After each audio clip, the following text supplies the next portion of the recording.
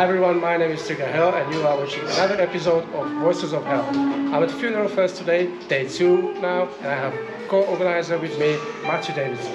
Hi, how are you? I'm good, man, and you? I'm really good, thank you. You look reasonably hungover, which is a good sign. Definitely. My voice is feeling it and, I'm exhausted. How was day 1? Great. How was yesterday? So good, every band was great, I cannot complain about anything of there, like obviously you guys played, and, stellar, just really stellar. I'm really chuffed with how it went and the atmosphere was great. We got a good turnout, good respect, good atmosphere. Love it. You played with few bands yesterday? Too many. Too many, way too many. Yeah, I played with Extinction, no I didn't. I played with Emissaries of Sin, and did some songs on vocals. Then I played with Repulsive, my band, and I also played with Avenger at the end of the night as well. Which is really good. Heavy metal as fuck, I really loved it. Why don't you tell us about all your bands, because you are quite in few bands involved. Absolutely, well Repulsive is my main project. It's old school death metal, Carcass mixed, N2 mixed, Napalm Death, all that kind of stuff. I also play with a Swedish death metal band called Woundbath. They're all in Sweden, I'm over here in the UK, but we kind of make it work, like just everything's kind of independent, like. Then I also play with, Mr. Gibson's band, I Dying Light. I also play with Avenger, that's more of a recent thing. And I play with Motorbeard, which is the Motorhead tribute band that's playing tonight. So another set. How do you cope with so many bands and private life, work and everything? How do you make it work? I don't. I struggle with it all, but I think with scheduling and a lot of the gigs we're kind of prioritising the better gigs rather than just taking anything that gets offered. Yeah. I think it's important to make sure that the gigs that you do are worth your while, even if you're not necessarily getting paid much for it. I think it's important that you go and pick the ones that are most important. Yeah. I quite admire promoters these days. When did you decide to do festival of this size with such a great lineup? What was behind it? Well, again, I've been touring around the UK and Europe and all kind of stuff like that, and I think you can't do that without making friends and networking and going to get to know great underground bands, so.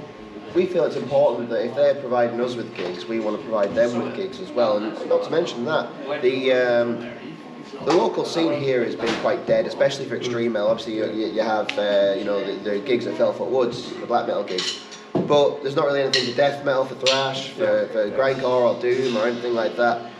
Not to disrespect, obviously, what the guys doing at Felfoot is fantastic, So, being selfish and living in this area, I want to see bands that I want to see, and who else is going to do it apart from myself? But that's kind of grown. We started with, I think probably the first big band we got was Discharge. I think that was about 10 years ago. We started to do monthly events, and then we realised it was more lucrative for us to get one annual event. We took a gap to focus on bands, and then COVID happened. So after COVID, everyone was kind of begging for gigs, and we wanted to do something that was a bit unique. So first year after COVID that we could do gigs, we got a band from Venom headlining with a load of local bands, and that was a success. So the next year we decided to get Raging Speed on, Discharge, and Devastator and Separation, and a lot of our friends that we hadn't played with for years, and we wanted to showcase them.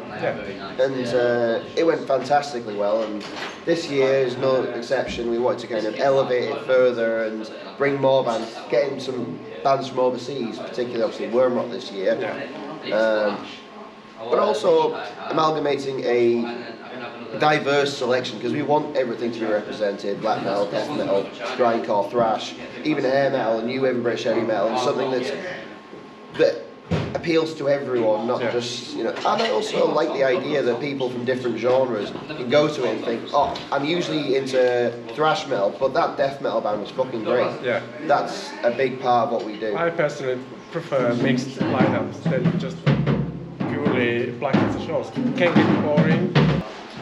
Do you ever regret decision to be a musician or a promoter? Every single day of my life. It's one of those things that you just kind of become, and once you've kind of taken hold with all this stuff, you make the decision about whether you want to do it the hard way, do original music, focus on all this, or become a cover artist. Yeah, you know, it's one of those things that I fell in love with when I was 12. You know, music and playing music, and then it went further and further. Belonging in the scene, not just that, but like working together with my friends and being creative and creating new music, and then discovering other people who are like-minded. You know, it's infectious. It's addictive, and COVID really made me realise that, because the first half of COVID, I was burnt out from bands. You know, I was ready to kind of pack it in. I was so. I'm so sick of it. But taking about 2 years gap made me really realise, you know, why I loved it and why I needed it again. And getting back into it and finally getting to play Europe again, and it's made things more obvious in my mind about why I do it. And it's just love for music and passion for music, you know. If you have the power, what would you change or improve into UK metal scene? It would be great if there was more funding. A big thing at the moment, and this is something that as a promoter I see, but as a punter I understand, is advanced ticket sales. I understand, I mean, considering Dominion and Manifest and all this, people are a little bit trepidatious about buying tickets in advance because they might not get a refund. But, you know, that's not something that the punters can help. They're panicking about it. Promoters need the advanced ticket sales to know whether, because you don't want a room like this, a stage like this, and you know, bands coming from Singapore to literally look like this at 10 p.m. And that's the risk you take, the gamble you take, because people don't know whether you're serious or not. We actually sold a lot of tickets by taking a picture of the stage, because it proves that we're actually doing it. Because there's a lot of festivals that get to like a week before, no, well, we haven't sold enough, we can't do it. You know? I understand that kind of worry that people who are buying tickets have. So I would say that's the big thing. You need trust. You need trust in the audience and trust in the promoters. So that's what. What do you like most being a musician, and what do you hate most being a musician? Well, what I hate most is the money. It's especially in extreme niche, like original music. It's very difficult to find some way of making money. I mean, even the guys from Cannibal Corpse have got day jobs. Yeah. You know, it's something you have to love to do. What I love most about it is the scene, the atmosphere, the people. You know, the belonging. Being someone who was quite quiet and practically mute through school, you know, with not many friends, it helped me when I became 16 and became engrossed in the scene. You know, I met other people like myself, and it allowed me to become the person I am today. So that's what I love most about music, is that everyone's cool, you meet new people every day, and everyone's different. You can discuss with them. We've already had a discussion regarding some of the bands yesterday about ones we like and all this. And that's great, you know. I love the fact that you're into death and I'm really into death and all that kind of stuff, so we can have that connection. And for someone who's, I wouldn't say socially awkward like myself, but for someone who struggles to initiate conversation, I've already got a conversation with you because I know you like death. And I think that really helps me most, and that's what I love most about music, I would say. Brilliant. Let's talk about mental health. It can be quite challenging, especially for musicians, to cope with everyday life and find motivation to write music and basically live everyday life. How do you cope with mental health?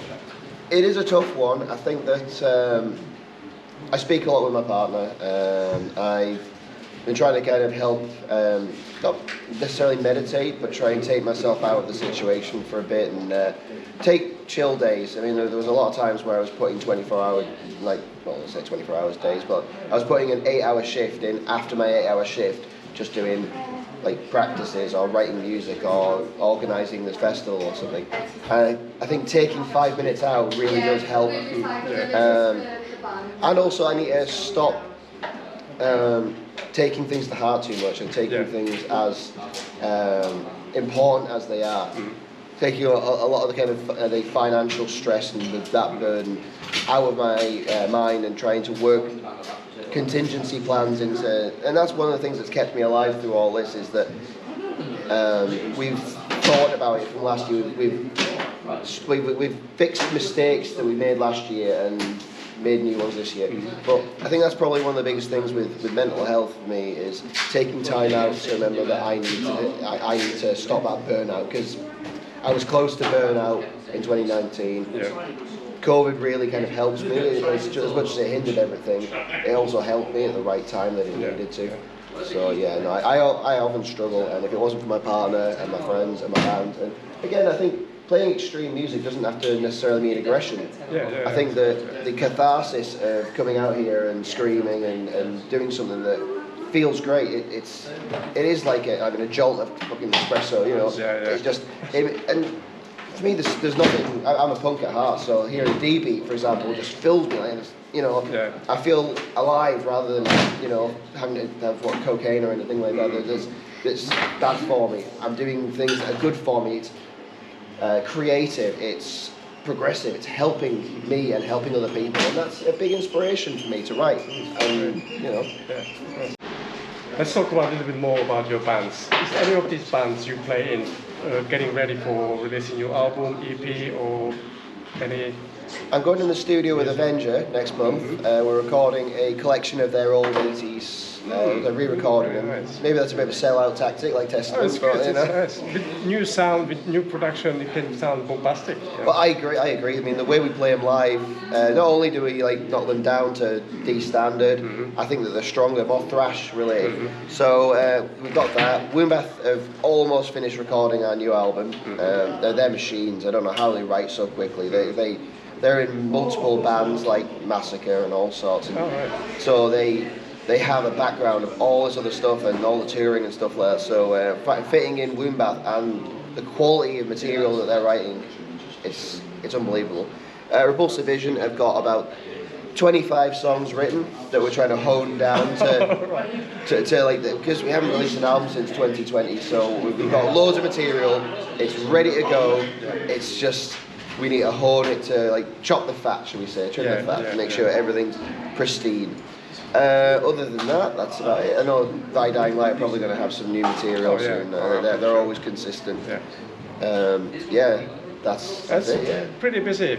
Absolutely. The only one I write for mainly is Repulsive Vision. That's my baby. That's entirely my thing. So, but I've got a good team of musicians around me, so we'll just rehearse and get those songs right.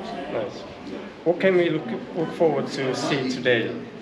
Today, obviously, Wormrot is one of the big ones. We've got Morn over from the US, doing metal with. I'm going to forget every band that's on the bill, aren't I?